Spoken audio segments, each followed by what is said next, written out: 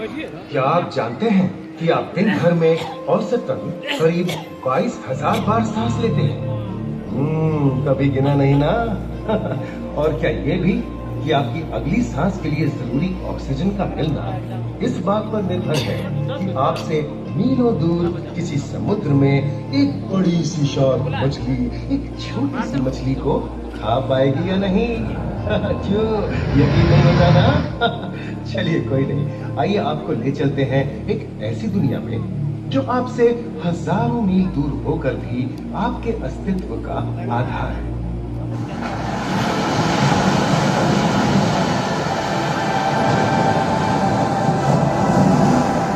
ये महासागर मीलों दूर तक फैला हमारे जीवन का केंद्र, जिसका पानी हर देश की सीमा से परे है। हमें सांस लेने के लिए जरूरी ऑक्सीजन का 50 से 80% इन्हीं समुद्रों के पानी से आता है। ये भी कह सकते हैं कि ये सागर एक विशाल संयुक्त परिवार की तरह है, जिसमें ये सभी जीव एक ही घर में रहते हैं, जैसे मछलियां, mollusc, dolphin, seal, walrus, crustacean, bacteria, समुद्री एनीमोनी और हाँ, ब्लू व्हेल भी, जो पृथ्वी का सबसे बड़ा जीव माना जाता है। और जंतु ही नहीं, इन समुद्रों में पौधों की भी लाखों प्रजातियां पाई जाती हैं। इन विशाल समंदरों का पानी हमारी पृथ्वी का लगभग 3/4 हिस्सा है। इस धरती पर 5 बड़े महासागर हैं: आर्कटिक, अटलांटिक, हिंद, प्रशांत और दक्षिणी महासागर। ये सागर इतने महत्वपूर्ण हैं कि इनका तापमान और लहरें दुनिया के हर हिस्से के मौसम पर असर डालते हैं, चाहे वो मौसम कितना ही खतरनाक क्यों ना हो। हमारी ही तरह पानी के नीचे पनपता हर जीवन सूरज की रोशनी पर निर्भर है। जी हाँ जनाब, सिर्फ ये जंतु, मछलियां, पेड़ पौधे ही नहीं, बल्कि बैक्टीरिया जैसे सूक्ष्म जीव भी सूरज से ऊर्जा पाकर खिलखिला उठते हैं। ये देखो मिस्टर ऊदबिलाव, कितने मजे ले रहा है। देखा इसे, अपने चेहरे की पोजीशन ऐसे बदल रहा है जैसे किसी स्पा में स्टीम ले रहा हो। और वो चली मैडम व्हेल इतराते हुए सनबाथ लेने। और ये चोकर मछली यानी क्लाउन फिश, ये तो गाना भी गाती है भाई, बिना किसी सुरताल के।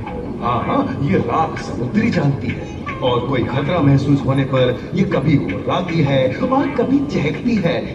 क्लाउन फिश है ना। और ये डॉल्फिन हमारे स्मार्टफोन से भी ज्यादा स्मार्ट है। ये अपनी आवाज का इस्तेमाल सोनार की तरह करके एकदम सही दिशा में तैरती और एक दूसरे को संदेश भेजती है। जी हाँ, ईमेल या व्हाट्सएप से भी तेज। मूंगा चट्टानें यानी कोरल रीफ दुनिया की सबसे विविध इकोसिस्टम्स में से है। इन चट्टानों को अक्सर समुद्र के वर्षावन कहा गया है। आई, समुद्र में वर्षा, अजीब बात है ना?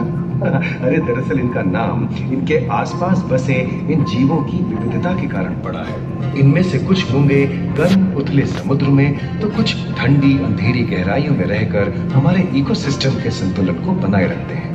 पौधे हमारे इकोसिस्टम का एक बहुत ही महत्वपूर्ण हिस्सा है और पानी में ऑक्सीजन का सबसे बड़ा स्रोत है। इस नीले पानी में मौजूद कई पौधों में से एक बहुत ही महत्वपूर्ण पौधा है फाइटोप्लैंक्टन, जो पूरी दुनिया की ऑक्सीजन की जरूरत का लगभग 50% बनाकर हमारा अस्तित्व बनाए रखता है। इन समुद्रों में पहुंचने वाली सूरज की रोशनी की मात्रा के हिसाब से उन्हें 3 क्षेत्रों या परतों में बांटा गया है।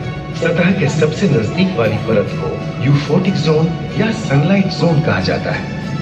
जाहिर है कि यहाँ सूरज की सबसे ज्यादा रोशनी पहुंचती है और 90% समुद्री जीवन इसी परत में मौजूद है। अगली गहरी परत को डिस्पोटिक जोन या ट्वाइलाइट जोन कहा जाता है। इस परत तक सूरज की सिर्फ 1% रोशनी पहुंचती है, जो पौधों के जिंदा रहने के लिए काफी नहीं है। तीसरी और सबसे गहरी परत एफोटिक जोन या मिडनाइट जोन है। यहाँ सूरज की रोशनी बिल्कुल नहीं पहुंचती। ये परत पूरी तरह से अंधेरी और ठंडी होती है, बिल्कुल किसी हॉरर मूवी के सीन जैसे। ये कई जगह पर इतनी गहरी होती है कि यहाँ आसानी से माउंट एवरेस्ट जैसे ऊंचे पहाड़ भी समा सकते हैं। और इसकी सबसे गहरी जगह है प्रशांत महासागर में मरियाना ट्रेंच। महाद्वीपीय तटों के साथ लगे उथले समुद्री इलाकों तक पहुंचना आसान है, लेकिन ये समुद्र का सिर्फ 10% है। समुद्र की गहराई जितनी बढ़ती जाती है उतने ही वहां के हैरत अंगेज जीव जिन तक पहुंचना मुश्किल होता जाता है। ये समुद्री जीव पहले तो अपनी खूबसूरती से आपको छलते हैं और फिर अचानक एक खतरनाक रूप ले लेते हैं जिनसे बचना मुश्किल ही नहीं नामुमकिन है। और ये क्या, अचानक ये रोशनी कहां से आई? ओह, ये तो जेलीफिश का झुंड है जिनकी रोशनी एकदम डिस्को लाइट की तरह लगती है। वाह, ये हुई ना बात। अब सभी बड़ी छोटी मछलियां इन चमचमाती डिस्को लाइट को देखकर पार्टी करने आएंगी। और फिर यही रोशनी उन्हें बेरहमी से दबोचकर उनका शिकार करके अंधेरे में वापस गायब हो जाएगी। लेकिन सभी शिकारियों को छलावे से लुभाना नहीं पड़ता। सबसे घातक शिकारियों में से है शार्क, जैसे ग्रेट व्हाइट और टाइगर शार्क। शार्क आमतौर पर सूरज ढलने के बाद अंधेरे में शिकार पे निकलती है समुद्री जीवों का यमराज बनकर। आज तक शार्क की 500 से ज्यादा प्रजातियों का पता चल चुका है। ये हर तरह के खुले महासागरों में, मूंगे की चट्टानों में, आर्कटिक की बर्फ के नीचे और समुद्र की अंधेरी गहराइयों में पाई जाती है।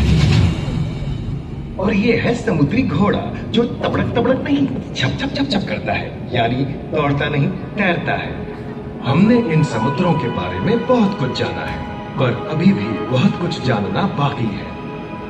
ये सागर गहरे और विशाल, ठंडे और अंधेरे में डूबे होते हैं। इन गहराइयों में पनपने वाली 17,000 से अधिक प्रजातियां मानो किसी कल्पना से कम नहीं। किसी खूबसूरत एंजल की तरह दिखने वाले जीवों के साथ साथ न जाने और क्या क्या देखने को मिले।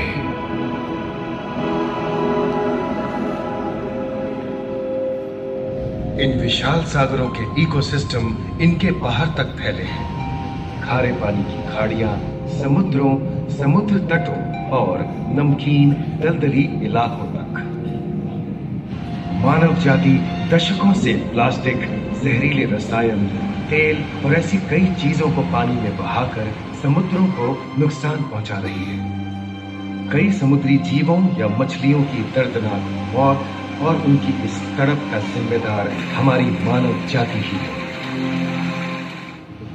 पिछले कुछ दशकों में वैज्ञानिक पैमाने पर सामने आए खतरों में से एक बड़ा जलवायु परिवर्तन है, जिससे महासागर गर्म हो रहे हैं और ग्रीन हाउस गैसों की अधिकता और ऑक्सीजन की कमी के कारण इन समुद्रों का अम्लीकरण हो रहा है। सागरों के इस तरह गर्म होने से पानी का स्तर बढ़ गया है और बर्फ की चादर पिघल रही है। इस विनाशकारी बदलाव के परिणाम स्वरूप समुद्री जीवन खत्म हो रहा है और पूरे इकोसिस्टम के लिए ऐसे खतरनाक हालात हम ही पैदा कर रहे हैं। हमारी आने वाली पीढ़ी का भविष्य इस बात पर निर्भर करता है कि क्या हम आज अपने निजी जीवन से प्लास्टिक को हटाने जैसा छोटा कदम उठा सकते हैं, या फिर हम बड़े स्तर पर सख्त नियम बनाकर उन्हें लागू करें, जिससे समुद्री संसाधनों का दोहन और प्रदूषण कम हो। याद रखिए, बात हमारे अस्तित्व की है, तो बदलाव की शुरुआत भी हमें ही करनी है।